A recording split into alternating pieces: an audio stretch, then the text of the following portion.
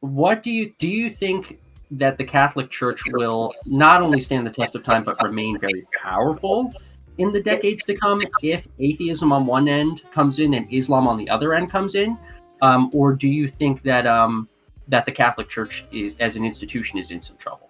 I feel the church would always stand no matter what. And my reasoning for that is that it's best said by Pope Benedict XIV that a church that marries the morality of one generation shall become a widow in the next. And that's kind of the pitch of Catholicism they try to make, is saying, like, look, you could like adopt this morality, but at the end of the day, this morality is just going to be subjective. It's always going to be changing. Like we said earlier, Richard Dawkins earlier is like, hey, I'm an evolutionary biologist. I'm a man of science. Now the man of science in charge is someone like, let's say Fauci, who openly says, if you go against me, these are consequences of what's going to happen. Where it's like, well, is that really science though? You know what I mean? Where people are getting canceled for having credentials, but questioning the majority opinion. Yeah, but it's in regards to Religion 2.0, in my opinion. Yeah, exactly. And it's a weird way where I don't consider a lot of atheists to be atheist. I believe I call them scientists or scientism. And what I mean by that is a lot of them are like, worship the science, obey the science, whatever the science says. But then once you look deeper into that, I'm like, well, you shouldn't base your entire morality among science, because that's going to lead to a lot of dark corners that you don't want to get into. And that's why I'm like, scientific method. I do like science. I do like trying to base our lives and how we conduct it on reality as to how we see it and what can be provable. But this idea that science never changes is also false. There are plenty of things, that we thought was true, that we considered to be science at the time, that has changed. Geocentrism is one, for instance. We ended up later on discovering through our discoveries in astronomy that the Earth is not the center of the solar system.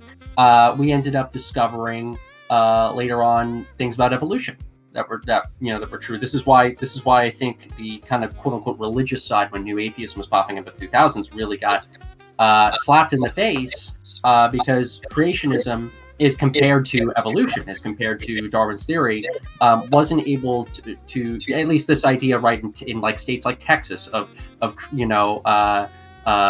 what's it called, creationism over evolution. It didn't really stand the test of time, and yet there are things like that were considered to be science back in the day. And I funny how you mentioned Anthony Fauci too. This is how this was just totally politicized and not done out of an actual admiration of science. When Richard Dawkins' 1996 of the year Humanist of the Year award was taken away by the American Humanist Association, who was the new award in 2021 given to right after? Anthony Fauci. It's annoying too, because I agree with you. I love science. The Catholic Church, we spent around 600 years dedicating our research to like astrology. That's a fun fact a lot of people don't know. And science is, like you said, is always changing. I love to see what's growing and what's new, because I don't see science and religion being incompatible things. And scientism, though, is like you said, exactly. You nailed it on the head. Like this almost arbitrary, like we are going to hold the line in this dogma. This is, like all men could be women, all women could be men. I'm like, well, it's not really science. And then they'll point over like, well, look, a pufferfish could do it. And I'm like, a pufferfish isn't a human though. But look at as much as Charlie Kirk and I definitely have our disagreements. Oh, same here. Probably from the other angle, I would assume. Check out, if for anybody who's listening, check out Charlie Kirk's appearance on the Whatever podcast. And I think there's like a clip that Whatever made of Charlie on it, like, what is a woman? Him asking a bunch of female guests, on what is a woman, what is womanhood. It's actually really, really great when it comes to talking about this particular topic. But yeah. Definitely. And going a bit back on topic, I actually had a question for you. So you already discussed a lot of your specific challenges already with battling, the new woke movement that I could honestly say hijacked New Atheism. Do you see yourself having any major competitors or specific challenges or prejudice being an atheist advocating for liberty? I'd assume going against communists maybe, or are they not relevant? We're fighting a two-front war here at Atheists for Liberty. So, on one end, we are the alternative to what currently exists and what remains of the atheist community. So, New Atheism was big, and there was this movement unity that existed in the atheist movement in the 2000s into the 2010s. There were already a lot of debates concerning social justice and radical feminism, but overall, for a very long time, there was this content view that there was this neutral movement that might have had more left-leaning people than right-leaning people in it, that still cared about church-state separation science, supporting ex-Muslims, college and high school groups on campuses, and questioning religion, all of the above. That split ended up happening. Obviously, Atheists for Liberty was created, and so a lot of atheists that used to be a part of that old movement are now coming to us because they're like, wow, Atheists for Liberty is like the older atheist organizations from when they used to do actual atheist stuff. This is really cool. And so just our existence alone has become a threat. There's something I can now reveal, and I've revealed it on 1 or 2 podcasts recently. There's a massive organization called the Secular Coalition for America. I used to love the SCA for many years, and to be fair, they still do a few cool things, but of course only on the left. Even though, by the way, Atheists for Liberty is not even a right-leaning organization. I'll also say that because we're an atheist organization, but we market to the right, just like how we could market to the left as well.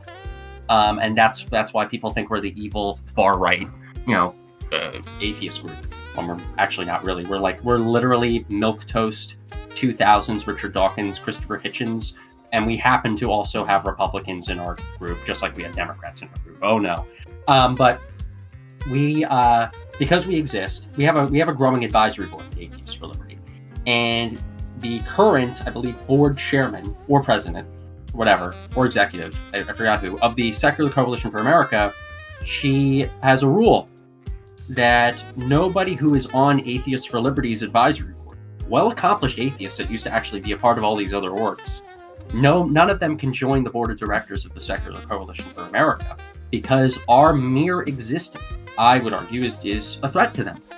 It's a threat to their hegemony, this monopoly of, oh, we are atheism. These people want atheism to be the they, them, BLM flag, atheists that you see on Twitter. When I would actually argue the majority of atheists are not even that. I always do this comparison. I said this on a podcast a few days ago. There was this event in atheist history called the Reason Rally. It was like our version of the March on Washington. It happened in 2012.